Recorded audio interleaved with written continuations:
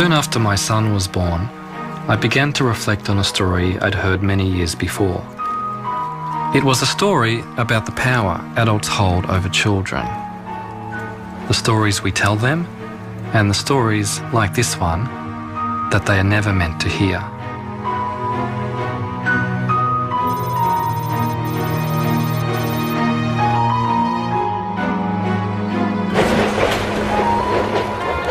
The 6th of April 1966 started just like any other day in the city of Melbourne.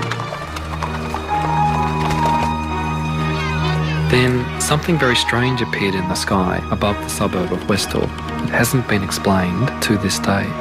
This boy come running in and say, Mr. Greenwood, there's these things in the sky, these things in the sky. We looked up and we just saw this saucer type thing taking off. It wasn't a plane, it wasn't a balloon, it was nothing like that. A lot of the kids took off towards where it seemed to go. All the students were just running all over the place, hysterical. Westall High School as a teaching situation ceased. My girlfriend and I sat on the fence, climbed the fence, the school boundary, and we were crying, thinking it was the end of the world.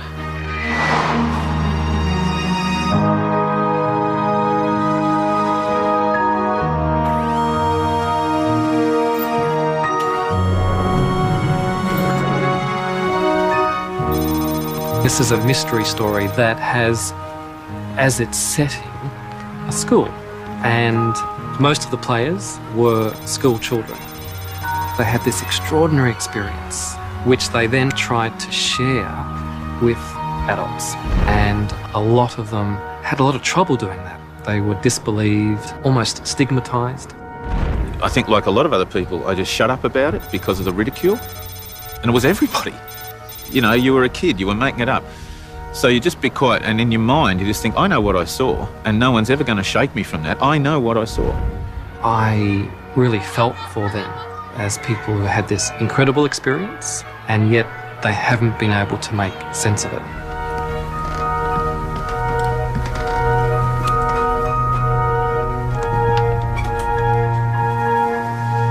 This is the biggest mass UFO sighting in Australia, yet it seems to have been suppressed, deliberately kept out of the public view. Like the witnesses, I want to find out why.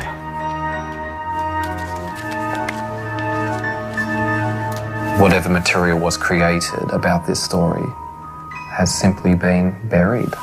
And yet, this memory has survived.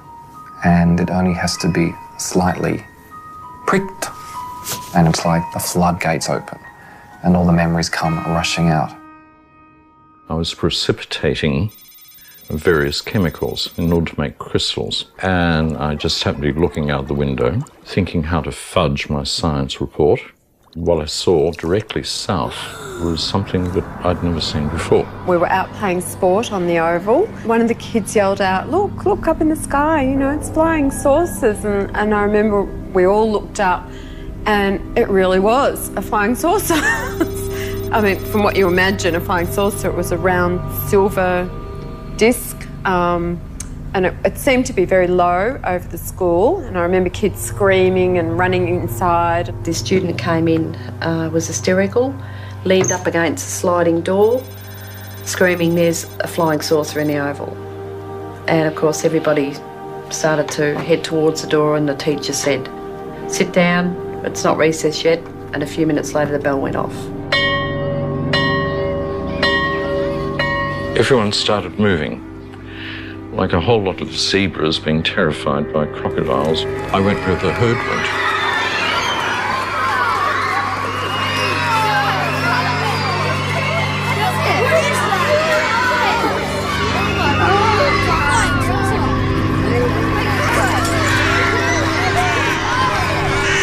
Barbara Robbins was the chemistry teacher at the time. And she just grabbed a camera and started clicking.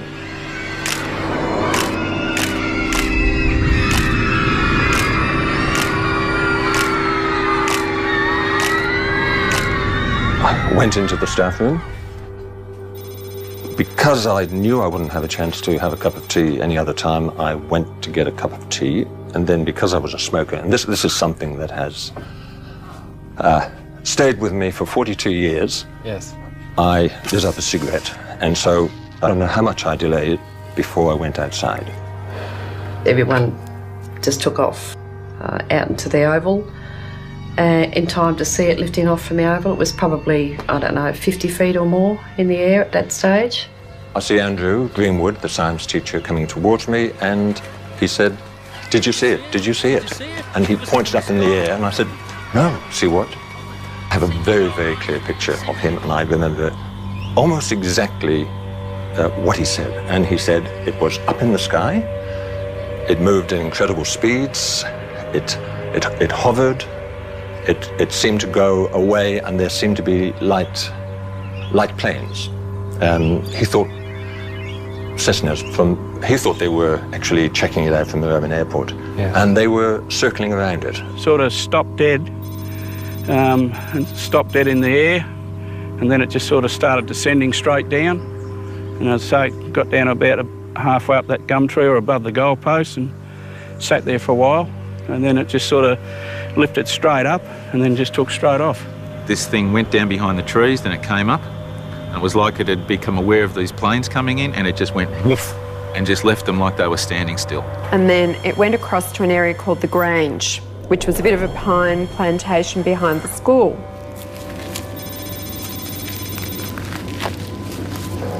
Because I walk around with the Westall story inside my head, as soon as I enter the landscape of Westall, out it comes like a three-dimensional children's storybook. It pops up out of the soil. It's like I've entered my favourite children's story.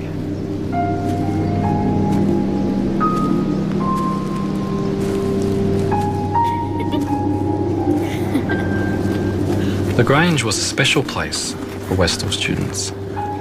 It's where they went on cross-country runs, but it's also where childhood games and hunting for lizards gave way to illicit smoking and steamy liaisons.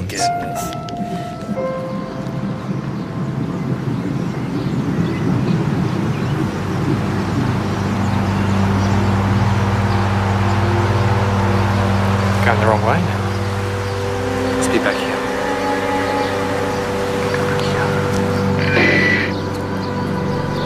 This flying saucer thing came out of the blue like a bolt. It's intertwined with romping around down at the Grange, out of sight of the school authorities or their parents. It has that sense of being involved with something dangerous or clandestine, and they were part of it.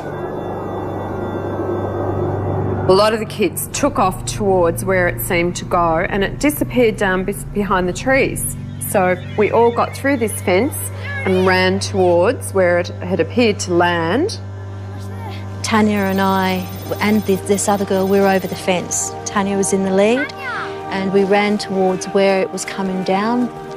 Tanya! I lost sight of Tanya. She was in front of me. A couple of girls got there faster than me. I was a bit slow, and they actually passed out. And apparently it did land, because when we got there, there was a great big round patch of like flattened yellow, almost burnt, although I'm a bit sketchy on that. I can't remember if it was really burnt or whether it was just flattened, but it was sort of yellow and the grass was all flattened in a swirly sort of a pattern. Before I got there, the disc came back up again, so I stopped chasing it. We looked up and we just saw this saucer type thing taking off, and it seemed to turn side on and just disappear into thin air. Well, what about your friend Tanya? I believe she did see it on the ground. She did see it on the ground? So I was given to believe, yes. But I went back to school and Tanya went back to school and basically had gone all to pieces. There was definitely an ambulance on the oval, and I was told that she'd been taken away in the ambulance, and that was the last time I ever saw her. Wow. She was just gone and she never came back to school.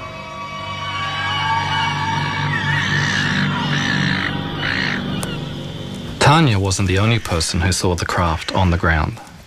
Before they headed over to the Grange, Victor Zakruzny says 2 objects landed in a grassy paddock where a street is now.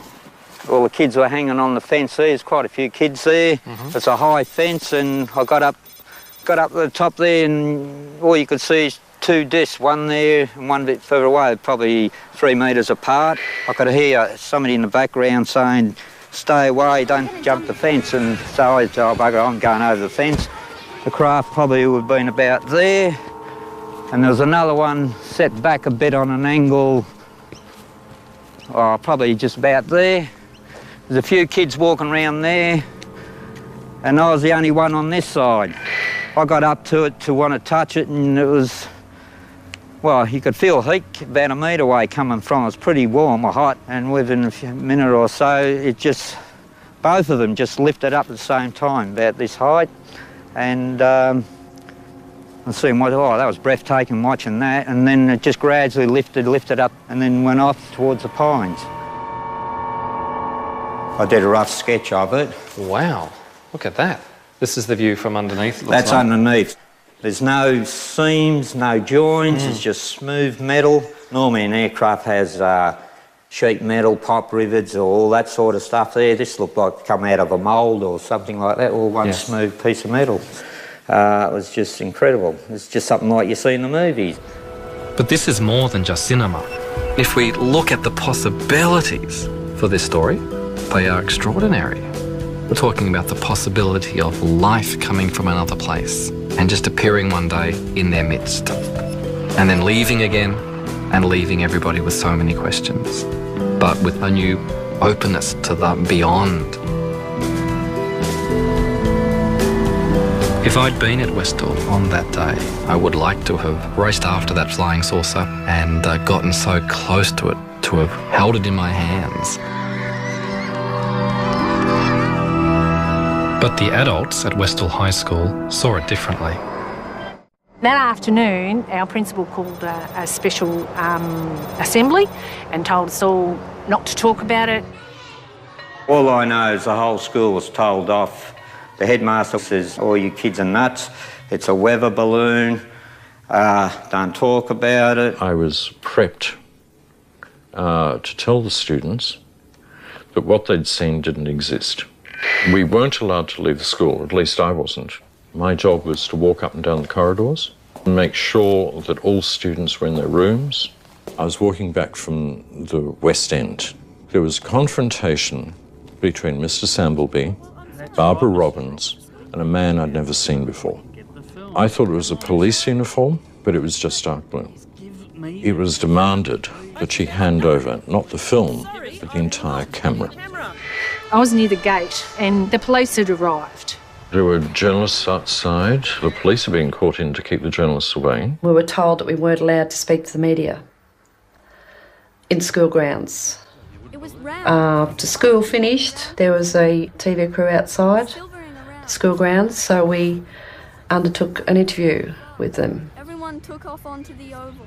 Now, I can't remember whether it was a principal or a school representative that came out and ordered us to go home and the film crew to leave. And I'd actually been giving an interview to Channel 9 and the policeman actually walked up to them and said, "Stop filming and you go back into the school ground." Okay, so that's what I did. I was 12 and a half years old. Because I was a mischievous sort of person, I was always getting into trouble. I had detention for actually appearing on the show, and then I got detention again at a later date after my picture and story was in the Dandenong Journal. So I didn't go unpunished, but it was worth it.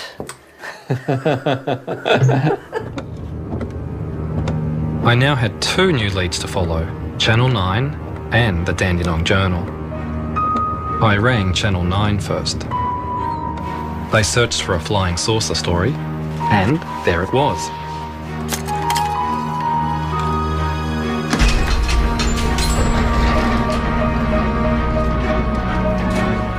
Now all I have to do is find the can with the matching number.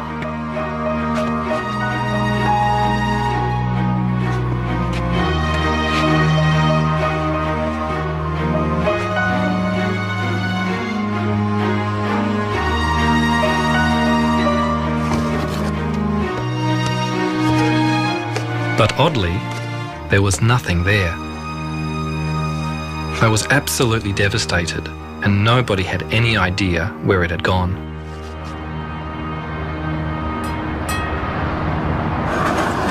It It's very frustrating, but the good news is the Dandenong Journal does still exist, and I'm told it's here in the library. It's the only written account I've heard of from the period, so it's really precious.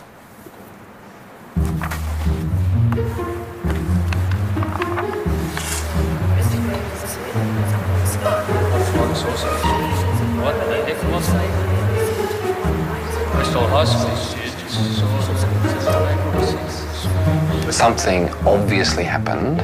Some people apparently didn't want the kids talking about it, and that raises all sorts of questions. Why couldn't it have been discussed? Why couldn't it have been talked about openly? And why couldn't anybody find any more information about what it was? The headmaster, Frank Sambleby, is a key part of the story. He's passed away, but I hope his children, Max and Gail, can shed some light on his behaviour. Hello, Shane here. Anybody home? Hello. How are you? I'm good. How are you? Max? Nice to meet Hi. you. Nice to meet you. Thank you very much. Thank you. He played 50 games for the Hawthorn Football Club. He was a half-back flanker, and in those days half-back flankers ran in straight lines, and that's what he did. He was pretty black and white, and he had a very strong sense of right and wrong, and yeah, if it didn't fit in with what he believed, then yeah, he found it quite difficult. And this thing would have been seen as something that was disrupting the smooth operation of the school. And he would have been a sceptic as well. I mean, he didn't believe in supernatural things. He believed in the real life, didn't he?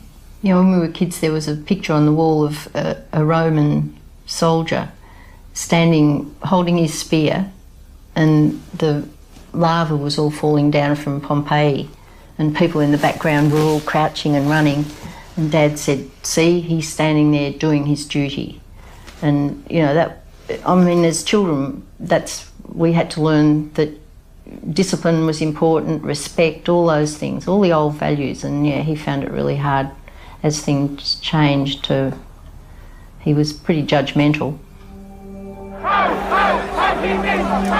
There was plenty for Frank Sambleby to be judgmental about. In the 1960s, rebellion at home and on the streets brought many young people into conflict with the establishment. Schools were run like the military, and teachers demanded respect and obedience. Westall High was no exception. I tried to contact some of the teachers, but many have passed away. As far as I know, only the science teacher, Andrew Greenwood, saw the object in the air. Although he's spoken with me privately, he refuses to go on the public record. Several teachers dismissed the whole thing as mass hysteria. The response left students feeling confused and conflicted. Some are still searching for answers.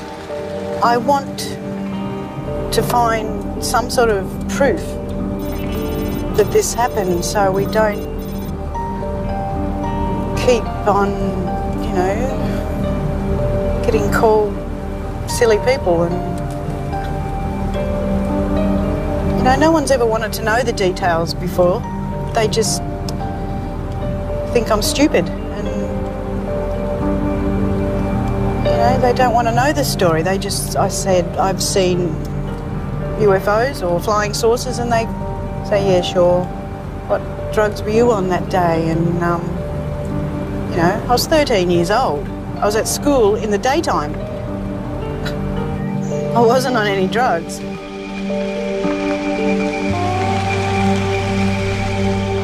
Slowly you start to drift. I'd like you to visualise the area that we've discussed before. You're in the classroom. You're with Mr. Greenwood, who was the teacher there. There's a little fella comes running around and says, there are flying saucers outside, flying saucers outside. Everybody laughed, and Mr. Greenwood said, come on then, let's have a look. See yourself running down the oval.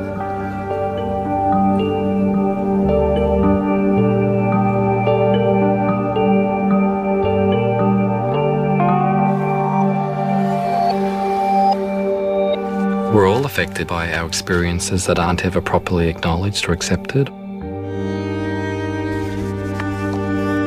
As a boy, I was living in a fairly unhappy home. My own father had died, so my mother had remarried and had given me a stepfather that I'd never asked for. I was quite powerless, and no one really seemed to understand what I was experiencing as a child. I never really had anyone talk to me about it. Just having it acknowledged that what I was going through was real, that would have been a start. 1, 2, 3. Even though I know it's true, the more I try to see it again, the harder it becomes, I think. I can see bodies, but I can't see people, faces, you know. Mm-hmm. But I can still see the trees and the... Yeah, and the things. It was, yeah.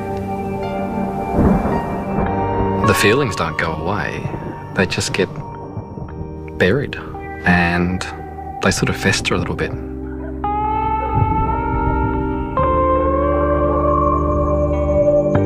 I saw the classroom for the first time, and then I saw heads bobbing, walking across the oval towards the end of the school ground, and then there they were.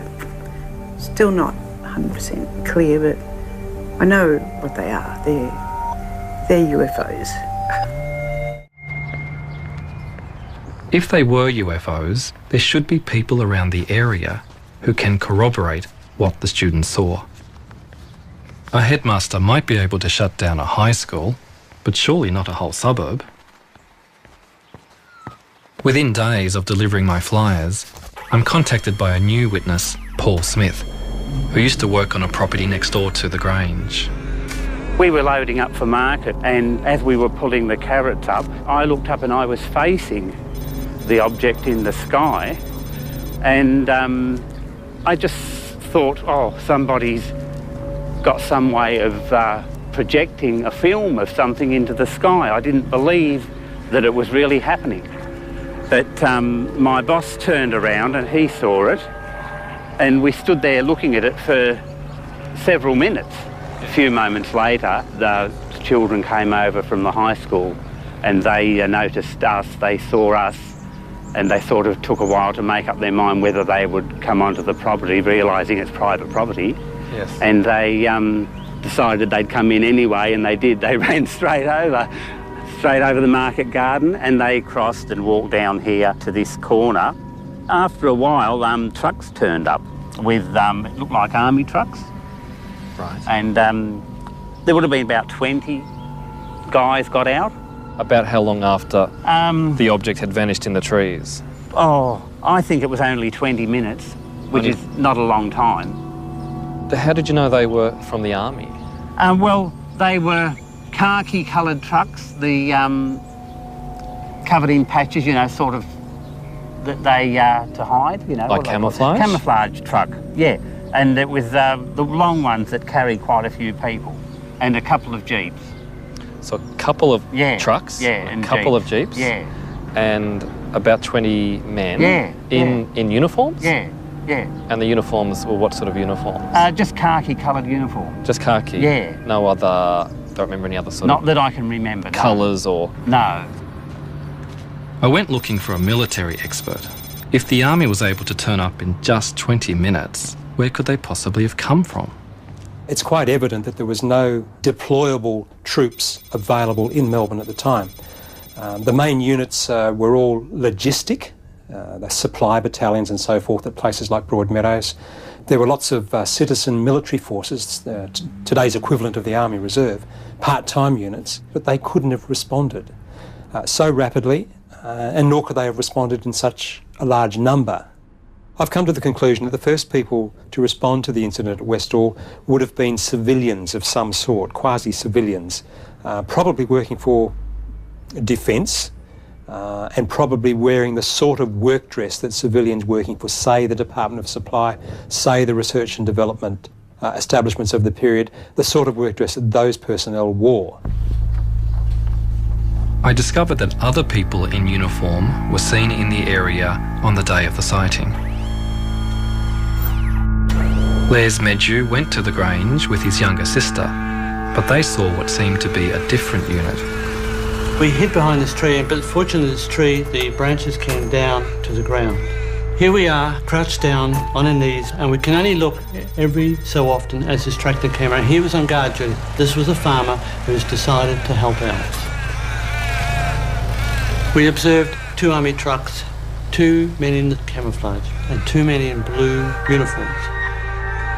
We better cover this area. And it appeared that a soldier was using a metal mine detector. He's walking around, sweeping back and forth. Keep down. They'll see The next time I see them, they turned and they started kicking violently at the ground. The 2 officers decide then, time to come back. They come back to the truck and they were gone, and then we could enter the paddock. Les. We had no idea what we'd all walked into. We didn't know what those army men were doing, and all I can say, it was just, what is this? To have the army there and all the rest of it, it was something important. They certainly were not Australian, because Australians were not using camouflage uniforms in those days in the mid-60s. Nor would they have been British. But the description of the uniforms certainly matches those worn by the United States Air Force in the mid-1960s. There were American military and intelligence personnel in Australia in 1966 as part of the Vietnam War effort. The Cold War between the USA and the Soviet Union was in full swing, extending across the world and even into outer space. We choose to go to the moon in this decade and do the other things, not because they are easy, but because they are hard. The space race between the superpowers fueled the public imagination at all levels. Flying saucers have invaded our planet. Washington, London, Paris.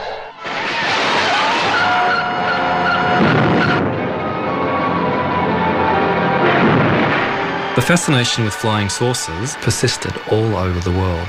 Australia was no exception. Well, so far, I haven't seen anything even vaguely resembling a flying saucer or even a flying cigar. But thousands of people, in fact millions, do believe they exist. What do you think they are? They are real, anyway. They come from the other planets. Some of them might come from the centre of the Earth. I haven't seen one close up yet. This is what I'm looking forward to one day. You took a step towards the figures and the object. We used to invite people who reported sightings to talk about their experience, because if the sighting was a dramatic one, they would feel, I just need to talk to somebody. But if I discuss it with my friends, they say, well, I've been drinking. But they needed to talk to somebody who would take them seriously. Although society members tried to investigate at Westall, they came up against a wall of silence. All they can now find in their files is a couple of photographs and a sighting report filled in at the time by one of my student witnesses, Joy Tai. They also went to Moorabbin Airport to look for the pilots of the aircraft that apparently chased the UFO, but nobody came forward. I decided to do my own investigation. I contacted a retired air traffic controller to find out how a UFO and several light planes could fly so close to each other without a report being made. Who was responsible for controlling the airspace? Moorabbin Tower was responsible for the area within a 5-mile radius of Moorabbin and up to 3,000 feet. And above that, it was the responsibility of Essendon Approach. If you're in a tower, you have the aircraft in sight all the time. 5 aircraft on the edge of the airspace, 5 by the way, in broad daylight, they should have been able to see. They may have found something that they thought shouldn't be made public and therefore hushed up. There is evidence that the American government wanted to stifle debate about UFOs. They set up a committee to objectively investigate UFOs, but a leaked memo revealed that the whole investigation was a sham. The government's most vocal critic was the top atmospheric scientist, Professor James MacDonald. Why has the government taken this attitude, in your opinion? As a result of the extremely heavy wave of sightings in 1952, the CIA and Air Force became so concerned over the sheer number of reports that were tying up American intelligence channels that they wanted to get this signal out of the system, asked the Air Force, the CIA asked the Air Force for a debunking policy. The literal wording was to debunk the flying saucers, to decrease public interest in the UFOs. Regulations were promulgated very shortly that made it a crime punishable with, I think it's $10,000 fine and or 10 years in prison to release any information at airbase level on UFOs. And as a result of that, nothing resembling any scientific investigation has been going on in the past 15 years. In Australia, we followed the American policy of ridiculing UFOs, so I started searching for other sightings that might have happened around the same time as Westall. I discovered that 4 days before Westall, a witness took a photo from his backyard in Melbourne that matched descriptions of the object above Westall. Then, just 2 days before Westall, Ron Sullivan was driving in central Victoria when he noticed a strange light display in front of him. Got up towards it and holy moly, the whole thing lit up and the 10-foot area at the bottom sort of come up and met the top, and the headlights of the car was the biggest awesome thing I've ever seen. They just pulled to the right as if they were magnetised. I could see all the trees on the right-hand side of the road lighting up, and I said, get out of this rod, and I pulled on the left. And I could feel the back left wheel spinning, and I got out of that.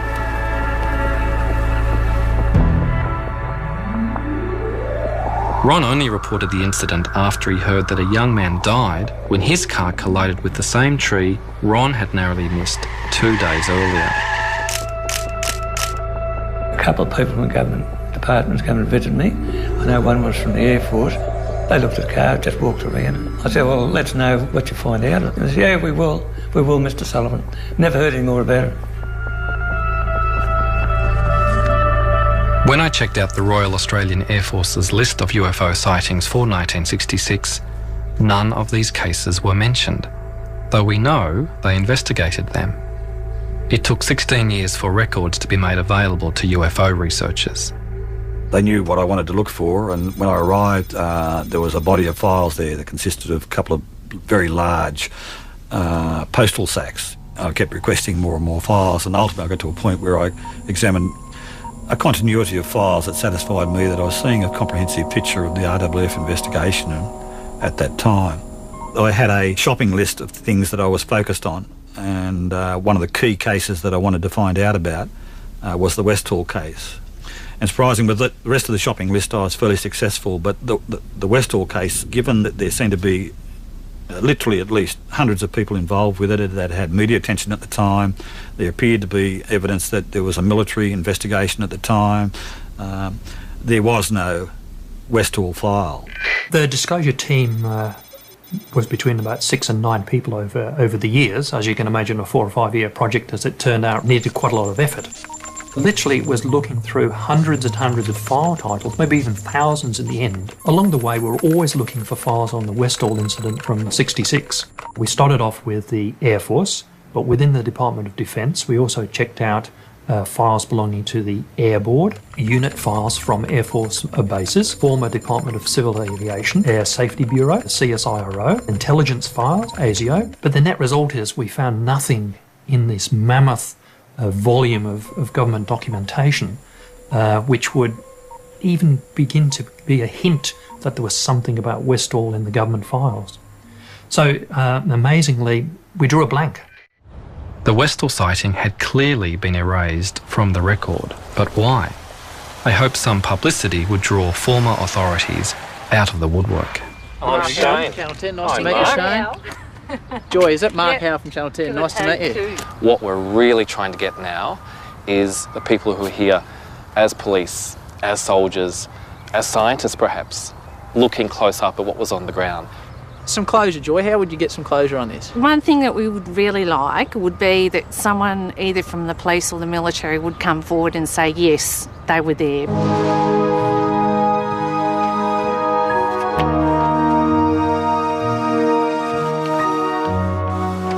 Nobody from the authorities contacted me, but another witness did.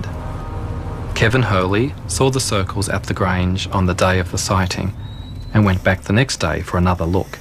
Then when we came to the area where we'd gone through the paddock, yes, there was the Air Force of the Army, a whole group of them there, stopping us from going through into the paddock. Don't come near this in this area, and we just headed off back home. And did they give you any reason why you couldn't come through? No, there were vehicles on the paddock, and they had some sort of instrument which at the time I thought looked like Geiger counters. The strong memory I've got is what happened after that. About a week later, I decided to go back again to have another look. As soon as we got down to where the paddock started, all the grass had been cut, which was quite disturbing. Wow. So then we walked through that area to where the circles were, and when we got into the area where the circles were previously, the whole area had been burnt, destroying all evidence. You asked me whether an R&D establishment would destroy evidence. Yes, of course they would.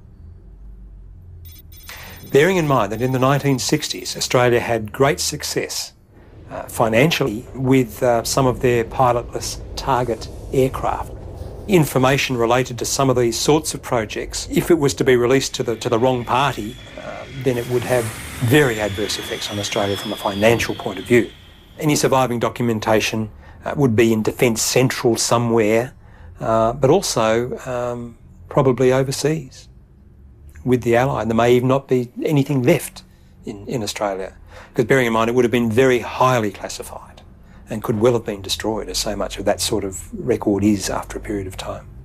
So it's no wonder that I haven't unearthed any official records on Westall, but it's clear the authorities had something to hide.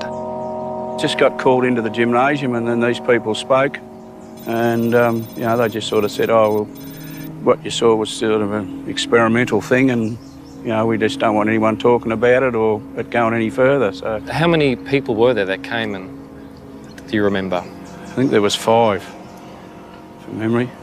And they were they men and women, or? I think there was 3 men and 2 women from memory.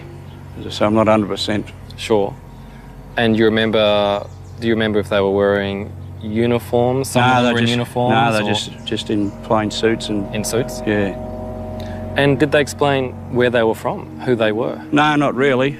Just a couple of the teachers said afterwards they're from one of these experimental mobs to do with the armed forces and stuff like that, and that was sort of the end of it. It had to have been something that we were working on, and we knew all about it. We were in on it, even though we mightn't have known the detail. To have responded, that's one of the... That really, to my way of thinking, that's the key, is the fact that we whoever it was, the authorities, responded so rapidly. Now, they must have just about been sitting on the trucks with the engine going. And perhaps they were. Perhaps they'd received technical intelligence that there was something going wrong with this experimental craft, and they weren't sure where it was going to land, but they were ready to go get it as soon as it did land. It sounds like a rational, logical explanation, but it needs then to be supported with evidence. If you think about how the people described the shape of it, the speed, the manoeuvres that it made, there is nothing around today that comes close to that. The final proof might be, for example, getting a piece of the flying saucer and examining it, subjecting to scientific examination, and finding that it's of an element that is not manufactured on Earth. Now, that would maybe be the final proof. We haven't got that. So we're still at the circumstantial evidence stage, and whether that leads you to say, well, these are from outer space, they're interplanetary spaceships, or not, is a philosophical question. It's a question of what you yourself feel is proof. A yellow sign. I crave the proof that can be held in my hands and touched and smelled and measured. But I think we need to make room for a little mystery in our lives as well. I reckon somewhere in this area I believe truth can exist without proof of it, and I see a real truth in the stories and memories of the witnesses, We're probably even if it doesn't answer the question, what was it that flew over Westall? what I saw, I believe, is what a flying saucer has left behind. Professor James McDonald looked for proof in statistical data. His research brought him to Australia a year after the Westall sighting. I'd ordered some of his papers from Arizona University, hoping to find something about Westall. Wow, what is all this? There's a lot of stuff here. James McDonald's journal. His trip to Melbourne. There'll be stuff in here about Westall. Has to be.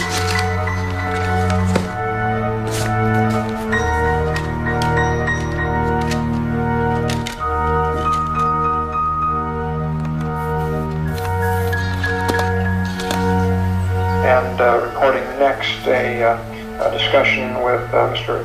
Andrew Greenwood in connection with the Westall sighting. This business about the headmaster, he's the one who seemed to be quite influenced by some pressures to keep things quiet. He just told me that an Air Force officer had been out to the school, and I was teaching at the time, and he told me that he wasn't going to interrupt my class so that I could speak to them. He promptly told them to get lost together. They can't have had much time with him, because I know I was very friendly with the senior master of the school. He said they were only in his office for very few minutes, and Sambleby had sort of come out fuming and muttering, what rot, and all the rest of it. It's nice to have somebody telling the RAAF that it's a lot of nonsense and sending them packing.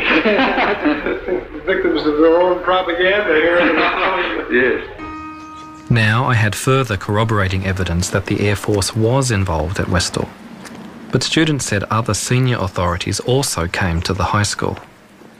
I was called down to the headmaster's office, and there were two men in the headmaster's office, very well-dressed gentlemen in suits. They weren't introduced to me in person, and I don't know where they came from. From my references now as an adult, I would say they were Asia. So this is the actual office? Oh, this feels quite weird, yes. Yes. There was a desk down this side here, and the headmaster was over here on that side, and the two men were standing over there, and I stood with my back to the window. Only one man spoke, and he started off by, we'd like you to go through what you said happened yesterday. He was firing questions at me fairly rapidly. Then we went into, and we suppose you think you saw a flying saucer. And I'm like, well, I didn't say that. I said I saw an object, and we suppose you saw little green men. Can you remember how you felt once it was over? When I was actually in the confrontation situation with the men, I felt very, very angry. When I came out, I think I burst into tears. They were certainly Australian government, and I think it was part of their job to keep everything quiet and to not let the facts come out. They knew more than what they were saying. It was their job to squash what was being seen. It was a bunch of kids that saw this, so we would be able to squash this down. The authorities had found a way to silence the children, but they still had unfinished business with the teacher, Andrew Greenwood. He told me that two officers came to his home and threatened him under the Official Secrets Act. They said that he couldn't have seen a flying saucer at Westall because there were no such things as flying saucers. They threatened to tell people he was alcoholic, even though he wasn't. As a first-year teacher with a career ahead of him, he couldn't take the risk of speaking out. The person who had taken all the risks was Professor James McDonald. His criticism of the government had provoked powerful enemies, but it didn't stop him challenging the establishment with other unorthodox scientific theories. Years ahead of his colleagues, he predicted high-altitude aircraft would destroy the ozone layer and increase the risk of skin cancer. He was invited to address the US Congress, but during his testimony, a congressman made an opportunistic attack. He publicly ridiculed MacDonald by saying he believed in UFOs and little green men. MacDonald's professional reputation was ruined. James MacDonald tried to create a climate of openness where unorthodox thinking could flourish. That's not what happened at Westall. I remember the assembly that we're all called for. We weren't even allowed to talk about it in school. We weren't allowed to mention it at all. There's like 20 people plus in the room at the moment, and there's a real buzz, and everyone's talking about my story. They're talking about the story. And as they're talking it through, they're putting the pieces together. It's wonderful. What isn't wonderful in the telling of this story is that Professor James MacDonald finally gave up the fight for UFO science. Humiliated and broken, he took his own life. MacDonald's suicide played on my mind. I began to think about weapons of mass destruction and global warming, where other brave scientists spoke out and were quickly shut down.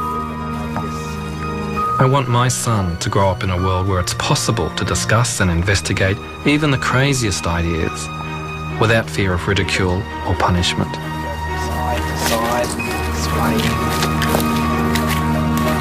It's fantastic. Was it something from another planet at Westall? It certainly flew, as if it was. I'm left with the feeling that what people saw was what they said they saw. Something out of this world. All I knew was what I saw, and it definitely was not any aircraft of the day by any stretch of the imagination, and it certainly was not a weather balloon. It still would take me to my grave. What the hell was that? It was amazing, and something that I've never forgotten.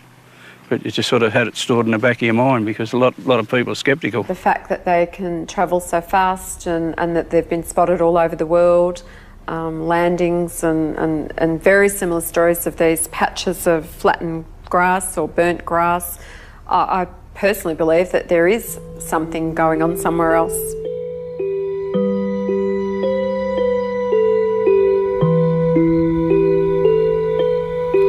I believe there's life out there is. I don't know what they look like, but I'm not afraid of them. I look up at the sky and say, like, where are you people? Come and talk to me.